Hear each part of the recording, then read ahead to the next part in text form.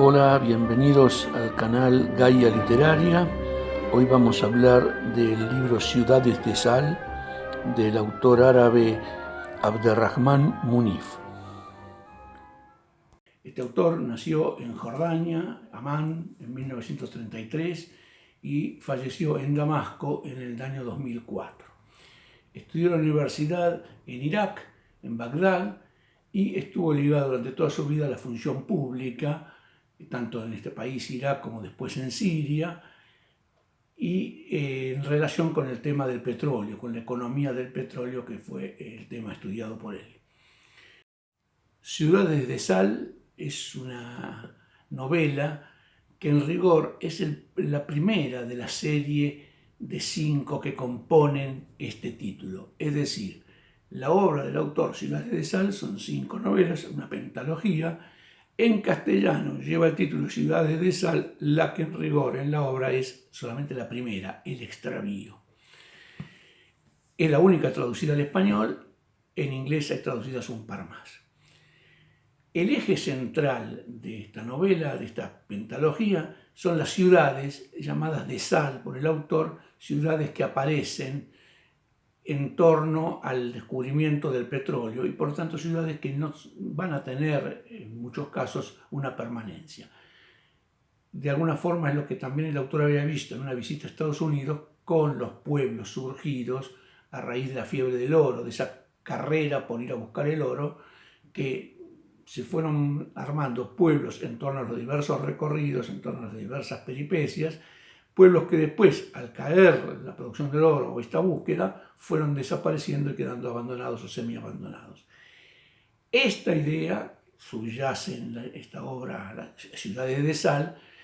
si bien en particular en los dos pueblos que inventa el autor para este caso, el pueblo asentado en el oasis de Wadi al-Uyun y después el que está en la ciudad de Harran, portuaria, que es una especie de desprendimiento de la gente venida del Wadi al-Uyun. En estos dos casos, en estas dos ciudades, no es que han quedado abandonadas, sino que se han visto transformadas enormemente. Harran es un pequeño poblado árabe en la costa del Mediterráneo y termina siendo una gran ciudad portuaria dividida en dos ciudades, el Harran árabe y el Harran cosmopolita, digamos así, el Harran de los extranjeros, es decir, el Harran de los estadounidenses, de las empresas petroleras. De ahí el nombre de la novela. El eje es entonces el descubrimiento del petróleo y la construcción de los oleoductos, y lo que vamos a ver es la transformación de la sociedad árabe de esos lugares en el choque contra esta diversa cultura que es la cultura norteamericana, en este caso, de los extranjeros que vienen a extraer el petróleo y de alguna manera quedarse con él, en paralelo con los jeques y los grandes poderosos de la cultura árabe. Es decir, que la novela nos presenta el plano de los extranjeros, de las empresas, pero también el plano de los jeques, de los poderosos y del pueblo llano, el pueblo que transcurría su vida tranquila, sedentaria en el Wadi al-Uyun o a lo largo de las caravanas, nómades a lo largo de las caravanas que van de oasis en oasis, de pueblo en pueblo, atravesando el desierto, una vida tranquila, larga, lánguida, y que se ve enfrentada a una cultura del apuro, del movimiento, como es la de los norteamericanos. Encontramos entonces un choque de culturas, un choque de costumbres, de festividades, de ritmos de vida. Este choque de culturas no está trazado solamente en el impacto de cómo se modifica una cultura tradicional, sino también en cómo se van imbricando una con otra, cómo se van transformando las costumbres. Por ejemplo, el traslado que se hacía largamente en camellos o después en unos camiones desvencijados, que se va construyendo la ruta y por lo tanto se cambia a camiones más modernos, a transportes micros más modernos, y esto implica una reducción en los tiempos que repercute en la cultura, porque alguien que estaba acostumbrado a viajar mucho tiempo para llegar de un punto a otro, ahora ve reducido ese tiempo y por lo tanto tiene más tiempo libre en la ciudad. Es una novela muy interesante, pero hagamos una acotación con respecto a los tiempos, porque como bien dice el prologuista, la novela tiene en su relato, ¿sí?, en su construcción estilística, estas mismas características de la vida tradicional del desierto.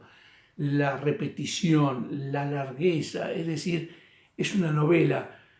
construida de tal manera que es el relato del desierto, el relato largo, de gente que está sentada en largas noches, en largos viajes y tiene tiempo para contar, para repetir las leyendas, para repetir las anécdotas. Este estilo lo hace en algunos momentos repetitivo o lento para nuestra forma occidental de lectura o para nuestra forma occidental de pensar las circunstancias, los ritmos narrativos y los ritmos de vida, pero introduce de una manera muy particular en una vida que está caracterizada justamente por esa tranquilidad, por esa serenidad. Menciono también como un tema particular y muy interesante lo que tiene que ver con las leyes y las costumbres de la hospitalidad, del recibimiento del otro, del extranjero o del otro familiar o del otro de la misma tribu, que requiere una serie de ritos y de invitaciones y de intercambios. Bueno, esta novela es una muy interesante introducción a un mundo árabe, digamos, más cercano a nosotros. Por ahí lo más que estamos más acostumbrados es a las mil y una noches, a los cuentos de las mil y una noches. Nada que ver con esta visión mucho más realista, mucho más social y mucho más siglo XX del mundo árabe y de su choque con el descubrimiento del petróleo, su choque con las costumbres y la cultura occidental. Recomendable, muy recomendable para leer con tiempo. Dejo, como siempre, los datos bibliográficos de la versión leída y de la versión original en la medida que los he podido hallar.